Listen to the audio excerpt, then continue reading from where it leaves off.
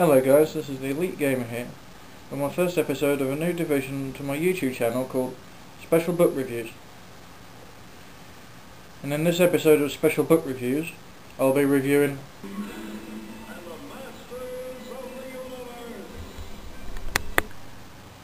He-Man.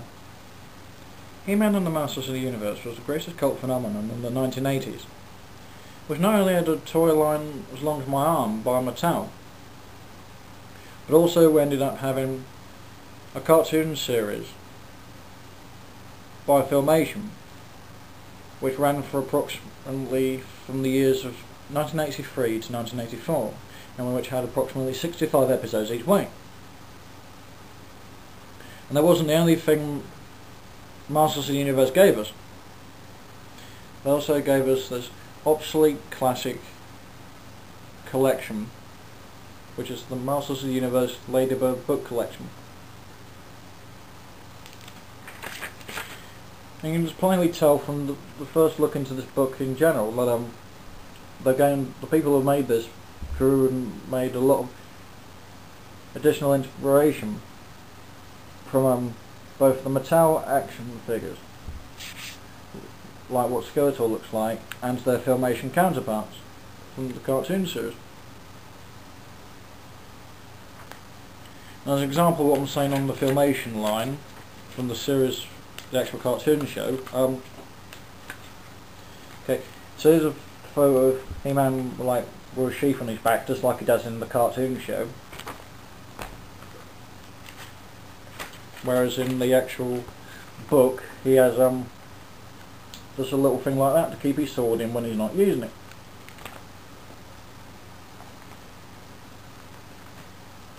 Now, another thing I found relatively intriguing about the books was, well, two things. First of all, Skeletor using a power blade, which is something we didn't really see a lot of in the actual series. The only time we ever see Skeletor using a sword in the series was in one of the episodes of Season 1. Where in the books he seems to have a lot more of a variety between Havoc's staff or power blade, and in one variation of the book, seemingly being quite happy to use both Havoc's staff and power blade at the same time. Another thing I found quite intriguing was in the book episode in one of these books in the series, the Iron Master. He managed to stride Battle Cat, and he's holding on to reins which are secured around his neck to Battle Cat's armour. And I really did find that intriguing, because it's not something we see in the series, and it's not something we see in most of these books. And I'm not sure if that was a fault on the person who drew the pictures part of whatever or what it was. Again, I really found that intriguing. As an image and whatnot. So okay, on with the review now, peeps, and continuing it.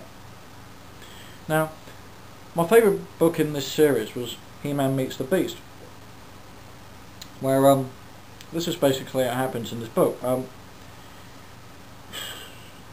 Skeletor and Evil Lyn end up luring Prince Adam, the Prince of Eternia, into the labyrinth of Perpetua, where old skull-faced Skeletor has reawakened a tyrannical beast called the Behemoth, which was put to sleep thousands of years ago by the Council of Elders. Now that it's been awakened by Skeletor, it's after Adam, probably intending to finish him off once and for all. And there's nothing Adam can do about it because he hasn't got the power blade.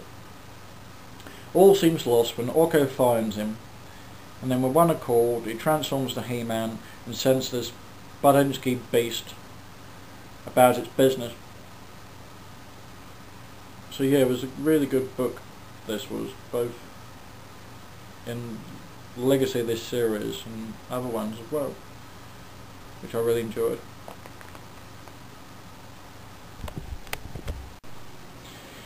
Just before I finish this review, I just wanted to elaborate on one more thing.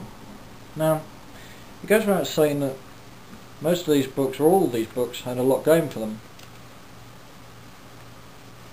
I mean, lovely artwork, pictures and illustrations, which gave us quite a keen sense in what was going on. But that wasn't the only thing. These were actually great for encouraging reading. With a lot of people around the 80s, me being 10 or 12 of the children of the 80s back in the day. And they didn't just stop there. They came out with a brilliant idea as well. You say people in general didn't feel like reading the book, or say there was like a word in there that, no offence, they generally didn't understand, or they couldn't pronounce until they heard it maybe once or twice, then they didn't have to worry, because they ended up making an audio cassette to accommodate the book upon its release back in the 80s. This audio cassette, in addition to the book, had an opening song upon starting and finishing, and it also had illustrious sound effects in the multitude of every conceivable audio cassette made and conceived. Just before I finish this little thing I'm saying, I'm very much inclined to agree with a guy on YouTube stating before that this was probably the best method to actually instruct people or educate in the way of reading, because it was, you got the best of both, the best of reading it yourself and listening, so you're able to enjoy the extravaganza of their adventures in more ways than you ever thought possible.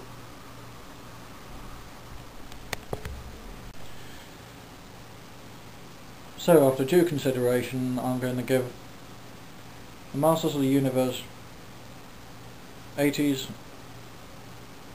book collection, and also not forgetting the vintage audio cassettes as well, a very big 10 out of 10. I may as well go one step further and give it 10 power swords. So that'll be my final words on this book review of Masters of the Universe. Thank you for your time, guys, and until next time, this is the Elite Gamer saying, by the power of Grayskull, and have a great day.